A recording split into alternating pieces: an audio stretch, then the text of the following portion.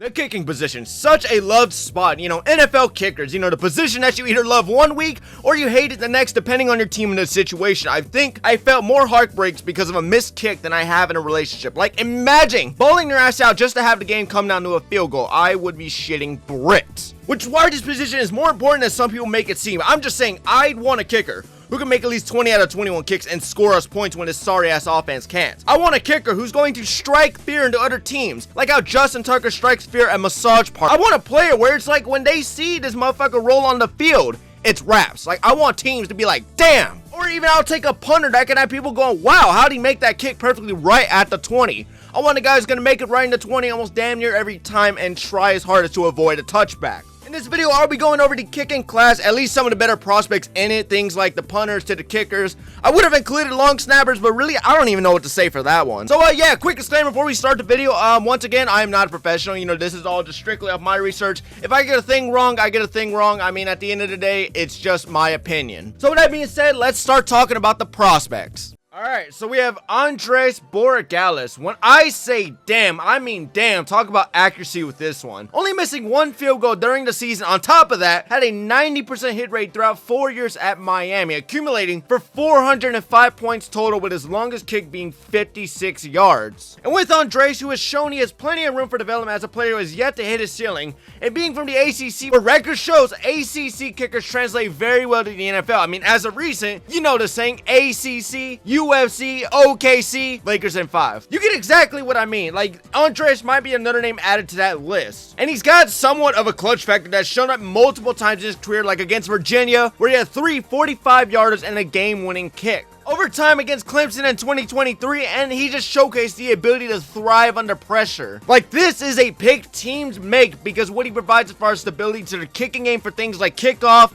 being able to achieve touchbacks, or just place kicking. He's an improvement to any special teams room. So there are a few concerns I do definitely see in this game that I think a lot of people are pointing out is, for one, he is severely undersized. The guy's like 5'11", 170 pounds, which, again, is severely undersized, making people question his leg strength on longer attempts, tending to pull the ball off his kick more left, and just how he will hold up for a full NFL season. Another concern will be he plays for Miami, which, not a bad school, good school. But if you don't live on the rock, you know damn well Florida stays hot as balls, which means harsh weather conditions is something he doesn't see too often, especially cold environments. Like, he's got limited experience kicking under those harsh conditions, which some teams will definitely take that into account, like the more outdoor stadium type colder area teams. So places I could see him going would have to be Atlanta, New Orleans, Miami, it's a perfect spot. Tennessee, or definitely Dallas. But if I'm the Titans, you know what I'm saying? Fuck the quarterback. I'm going kicker. Like my first overall pick, I'm officially announcing I am going kicker. Because, again, why have a player you're not sure when you can have the most clutch kicker in this class? I mean, he's still better of a first rounder than fucking Anthony Richardson was. Like, get you a guy who's guaranteed a chance to score points every time you go down the field. Think about it. Just think about it. Hear me out for a second. Like, let me just plot this out real quick. All he would have to do is make like 10 field goals a game. It is a genius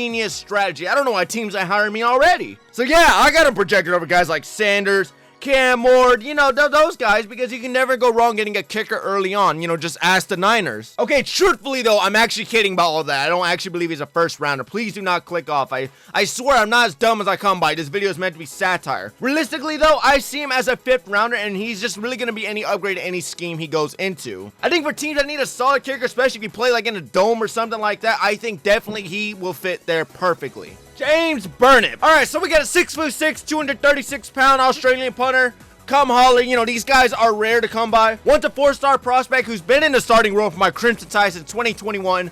Leading the SEC in 2023 with 2,806 punting yards, averaging a 45.5 yard average on punt returns in the 24 season, having multiple punts being 50-yarders. Especially against Michigan last year during the playoffs, with 4 of those punts being a consistent 50 yards each, with his longest being against Wisconsin at 64 yards. Nothing but an impressive career so far, and while his punts are already impressive in yard length, the hang time he's able to get on them is amazing, forcing teams to make fair catches because by the time the ball hits their hands, the unit is already down the field ready to whoop some ass. Like, he turns any chance for a punt return into a no shot in hell am I running through that. Even under the most pressure, you will never see him try to rush or alter his direction, and will maintain his kicking mechanic that's seen in plenty of games. Because being in the SEC, he has faced some of the more elite competition and still has proved himself in those higher pressure situations with his production. Now, for weaknesses, a few of them I have seen and others that pointed out would be his inconsistency in cold weather, which ironic, I feel like a lot of kickers, punters usually do not thrive in this depending on where you played. And for burn-up in cold weather, his distance tends to take a hit, same with his hang time in these conditions. Another one will be his timing from the snap to the punt and how it tends to be usually longer than usual. And with that said, obviously college and the NFL are two different things. And now, while he did do great under pressure here in college, I can't really say the NFL is going to treat him exactly the same, especially when going up against a more aggressive rush unit. So his timing might be his own challenge he might face somewhere down the line. But truthfully, overall, he's got the perfect combination of size paired with leg strength, as seen in his punts, and technique that will limit returns, just a pure natural talent with a large ceiling. Someone who's going to improve week by week to improve their craft, their distance, their hang time. This is just a guy who's going to come into practice and just work. I guarantee you some team already has him on top of their boards. I mean, what he could do for the special teams. On top of that, he can even hold the damn ball if he needed to. I mean, he's got experience there as well. So he can contribute quite a lot to any system that takes the chance on him. Personally, again, I say screw the quarterback here. Get yourself a nice punter. I mean, while punters are rarely taken in the draft, this guy makes history here. Trust my sources again, not just me being a satire dumbass. Imagine the headlines: first punter as a Super Bowl MVP. And that's the part where you click off on the video. I promise I'm not this stupid. I mean, jokes aside, he's a great punter, and I can see him with a 5th to 7th round value because good punters are something teams need to load up on. Like, punters seem to snap in forward every time they take a hit. Hell, even a step on their cleat, they're gonna be in the fucking ER. Having a solid backup when the main one gets injured is not a bad idea. Although for Burnham, I can see him being a starter in no time. I think Burnham's got a bright future, and I think definitely he has what it takes to be one of the better punters in the league. Ben Sowles, I really feel I fucked that up, but you know what? I'm just gonna go off the way it looks. All I need to say about Ben here is he used to be a star soccer player. Back in high school, taking his team to a national championship, then becoming a record-setting kicker come college. Like, usually these type of stories always have good endings, and from the looks of it, Ben's got a bright future in the league, especially with his clutch kicking ability. One of his best games to look back at will be the Sun Bowl, where he went 5 for 5 on field goals. No, this is not a Subway advertisement. He did go 5 for 5, you know what I'm saying? And he kicked the game winner to win the Sun Bowl. And as I mentioned, he's got a good solid background in soccer, which means he's got a crazy leg strength that allows him to be elite from long range, having a stat line of 6 to 7 made beyond 50 yards last season, with a few of those being 57 yards in situations most kickers wouldn't even thrive in. Of course, being from Pittsburgh, I think it gives him an advantage when he hits the league, given he's proven he can maintain control in tough weather conditions, especially to win. Like, his accuracy and rotation will still be on point. Another thing to love about this guy is his reliability. Now, I can't say how this is going to hold up once he gets to the league because, again, college and the NFL are two different things. So it should be a good thing to say that he has never once missed a game due to injury, which proves his durability and toughness as well. Weaknesses I could highlight that a lot of reports will tell you as well would have to be his frame. This one's highlighted in red. Of course, just like Andres, he is severely undersized, being 5'10" and 185 pounds. Which, while it has worked so far, I cannot say how he's going to hold up over an entire season because fatigue is a bitch. It's just a concern a lot of guys his size are going to face coming into the league. An even larger concern will be when facing extreme pressure from defenses. He'll tend to rush the kick along with his mechanics,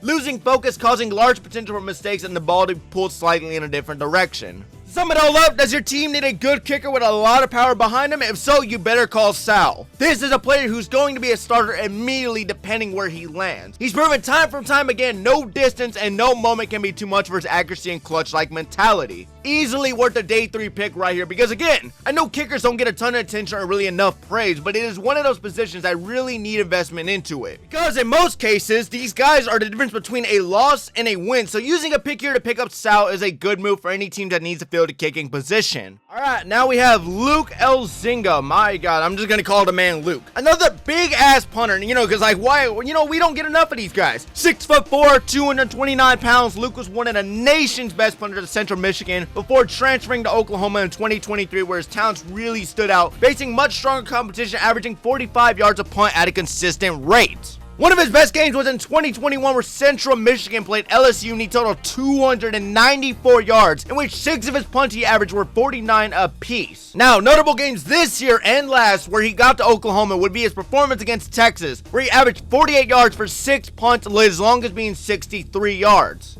Or his 357-yard performance against Tennessee, averaging 51 on 7 punts, longest being 63 there as well. Or 5 punts against South Carolina, averaging 47 apiece there, with his longest being 59 yards. Like, he's got plenty of other games. You can go look at the stat sheets and see that there, but all of this just shows he can perform in higher pressure situations, especially conference matchups where he can be the most critical. Like, he's got all the tools you would want in a punter, like his leg strength, allowing him to get excellent hang time to limit any chance of a return, and with great ball placement as well. Stats will show 23 of his punts during the 24 season, he was able to plant inside the 20, and the other 21 were fair catches out of 60. Now, the best part about Luke would have to be his versatility. Having a ton of experience as a holder, or even the opportunities that he's able to create. As far as punt pegs mean, this guy's very athletic and can run a 4.9 with his size, and having done it already multiple times at Oklahoma like this year, with his jump pass of 28-yard gain shows a skill set coaches are going to love to work with.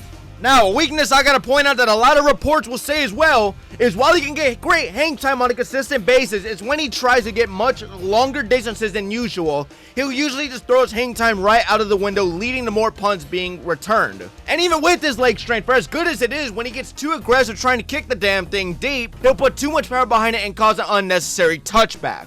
Overall, I think he'll be the first punter off the boards at Boragalis. I think a lot of teams could really use a guy with his talent. I think he's got the perfect combination with his strength, placement, ability to perform in critical moments. Like, he is a punter who could really just play about anywhere. I mean, there's no team where he would not thrive in. Given he has a lot of experience playing in harsh weather conditions already, which is something some punters have to adjust on later on in their career. He doesn't really have to, which is why his stock might rise higher than some of the others. He started in the Mid-American Conference for 3 years, played 1 year in the Big 12 and 1 year in the SEC at a consistent level, proving to have no dip in performance under these weather conditions. Teams like Green Bay, Cleveland, Kansas City, Buffalo, I mean, hell, any team that is known for facing tough weather really should be looking into this guy. I mean, a punter who can come in, take no effect to the conditions around him, and perform consistently at a top level is what teams want to invest into. I think with the right development, he's got a good chance of being a long-term starter and perhaps one of the best punters in the league. All I do know is wherever he does end up going, he is going to be in a straight immediate impact to their punt game. Look, I ain't saying this class is loaded, but damn is it talented. There's a lot of great kickers this year, and Fitzgerald is just another name to the list. A 5-star kicker coming out of high school who's already getting high expectations as soon as he hit college, and he has yet to fail those expectations, with reports saying he mirrors exactly what clutch kickers look like at the next level. Fitz had a very solid 2024 season, things like drilling all of his 13 field goal attempts, with 5 of those kicks being 50-yarders, especially with his 59-yarder against Georgia Tech, where as it stands is the longest field goal in ACC conference matchup history. And then he had a 56-yarder against North Carolina, setting a stadium record. And his stats will tell you this year was just like his others, and he's improved year by year, showing he's far from his prime, going from once a 60% accuracy to a 90% success rate in 2023, going for 19 of 21 on field goals and going perfect on his 58 extra point attempts. Which, I mean, that says plenty about his accuracy. I mean, that's all I really need to know. He demonstrates the ability to thrive under pressure as well, with some of his better games being against LSU, Miami, Clemson, Oklahoma in 22, where he kicked a game winner with 30 seconds left, against Notre Dame, where he even shows he can play in adverse conditions and still maintain his composure and mechanics.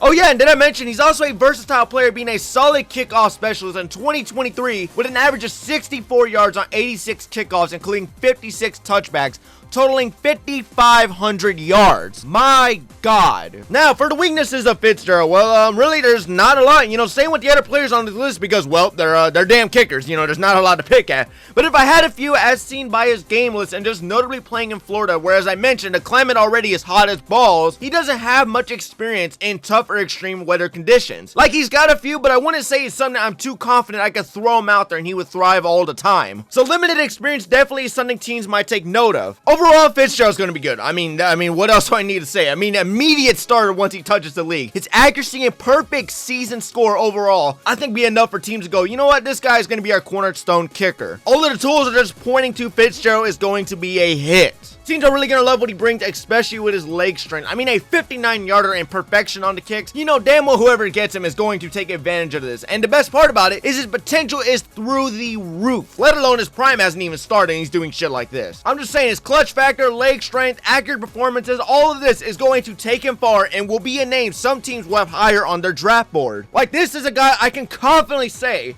when I'm watching draft night that I would not be shocked if I see him draft somewhere in the 5th round. Hell, I'd be more shocked if he goes undrafted. This is a kicker who's definitely worth a pick. I mean, he's a very talented player with very little concerns. Nonetheless, I think definitely any team to take him will be happy with what they get.